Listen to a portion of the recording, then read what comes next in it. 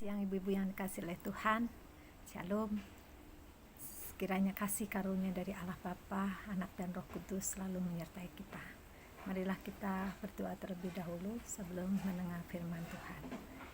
Bapa di dalam sorga, kami mengucap syukur karena kasih karunia-Mu, kasih setia Tuhan tak pernah putus-putusnya mengalir di dalam hidup kami.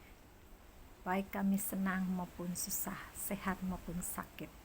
Tuhan berkatilah permenungan pada siang hari ini dalam acara kesaksian. Urapilah kami semua dengan Roh Kudus-Mu. Di dalam nama Yesus Kristus kami berdoa. Amin. Bacaan firman Tuhan terambil dari Markus pasal 4 ayat 26 sampai dengan 32. Demikian sabda Tuhan. Lalu kata Yesus, beginilah hal kerajaan Allah itu, seumpama orang yang menaburkan benih di tanah. Lalu pada malam hari ia tidur, dan pada siang hari ia bangun, dan benih itu mengeluarkan tunas, dan tunas itu makin tinggi. Bagaimana terjadinya tidak diketahui orang itu. Bumi dengan sendirinya mengeluarkan buah, mula-mula tangkainya lalu bulirnya, kemudian bulir-butir yang penuh isinya dalam bulir itu. Apabila buah itu sudah cukup masak, orang itu segera menyabit sebab musim menuai sudah tiba. Katanya lagi, dengan apa hendak kita membandingkan kerajaan Allah itu? Atau dengan perumpamaan manakah hendaknya kita menggambarkannya? Hal kerajaan itu seumpamanya biji sesawi yang ditaburkan di tanah. Memang biji itu yang paling kecil daripada segala jenis benih yang ada di bumi. Tetapi apabila ia ditaburkan, ia tumbuh dan menjadi lebih besar daripada segala sayuran yang lain dan mengeluarkan cabang-cabang yang besar, sehingga burung-burung di udara dapat bersarang dalam naungannya. Ibu-ibu yang dikasih oleh Tuhan Yesus, kerajaan sorga bukan soal lokasi atau periode, melainkan suatu kondisi di mana Allah memerintah sebagai raja. Allah yang berkuasa sepenuhnya. Ada atau tidak ada manusia yang mau turut serta di dalamnya. Oleh karena itu, saudara, Tuhan Yesus menggunakan proses bertumbuhnya benih sebagai perumpamaan mengenai kerajaan sorga. Yang pertama, pertumbuhan kerajaan Allah diumpamakan seperti orang yang menabur benih di tanah. Bertumbuhnya tidak diketahui dan tidak kelihatan. Bahkan ketika penabur sedang tidur, pertumbuhan itu terus berlangsung karena Tuhan yang menumbuhkan benih yang ditabur tadi. Dan ketika ia terbangun, benih itu sudah menjadi tunas, makin tinggi, dan ia berbuah matang, siap untuk dituai. Yang kedua, kerajaan Allah diumpamakan seperti biji sesawi yang ditaburkan di tanah.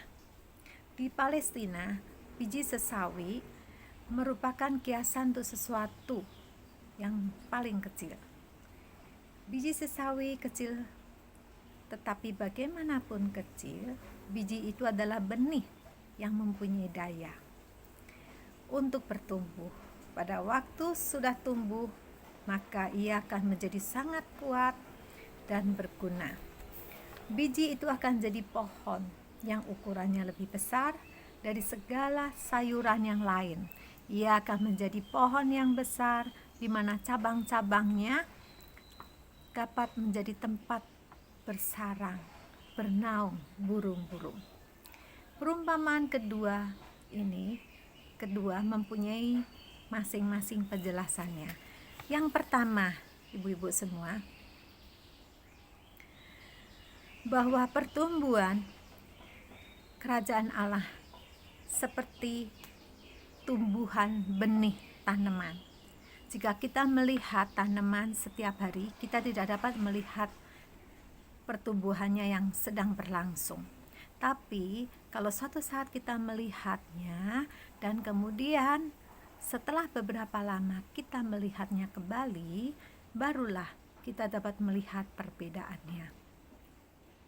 Perumpamaan ini berbicara tentang kapasitas orang beriman sebagai seorang penabur.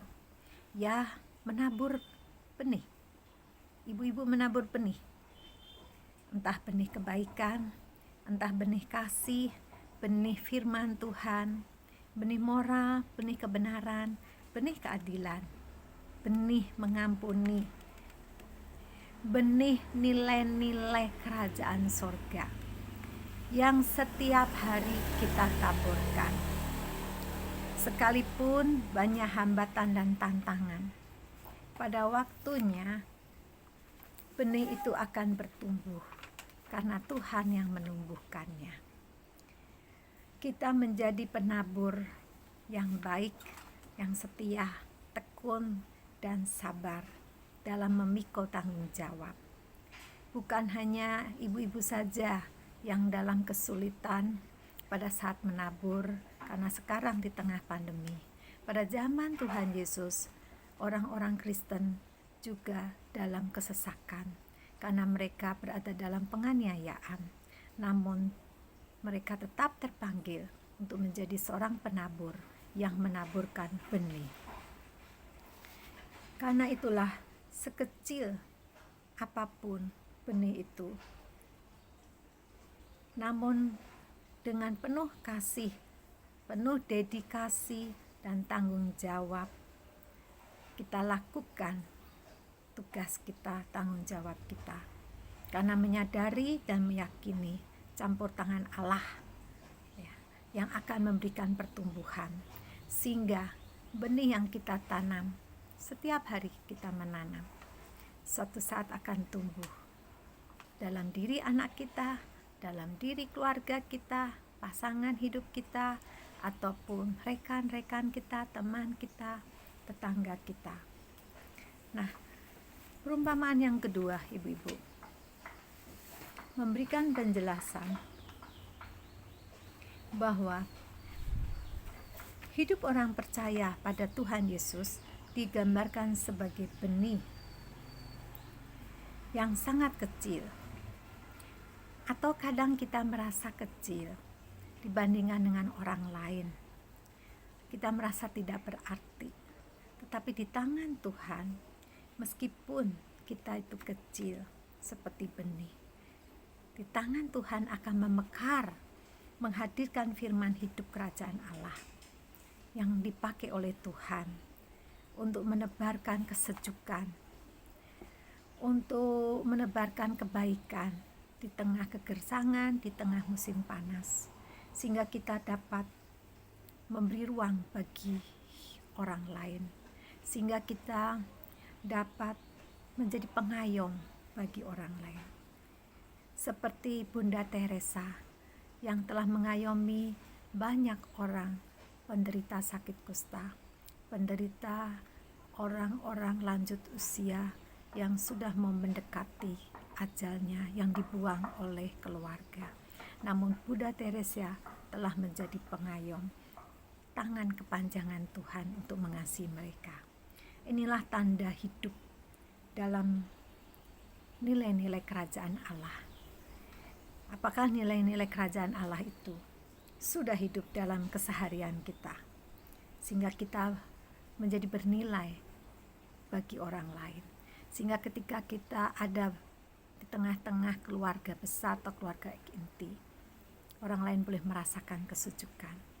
Kiranya Tuhan menolong agar di tengah pandemi ini kita terus menjalankan panggilan Tuhan, menabur benih-benih kerajaan Allah, dan kita sendiri menjadi seorang penabur yang berdedikasi, yang setia dan bertanggung jawab, dan penuh keadilan, penuh kebaikan, sehingga makin besar kerajaan Allah diperluas karena Allah yang berkuasa. Tuhan memberkati. Mari kita berdoa.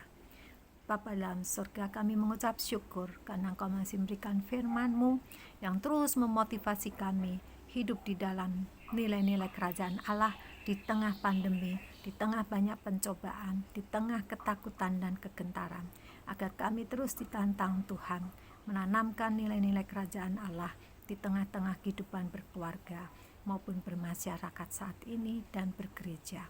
Tuhan memberkatilah ibu-ibu yang akan bersaksi menjadi hormat kemuliaan bagi nama Tuhan. Dalam nama Tuhan Yesus Kristus. Amin.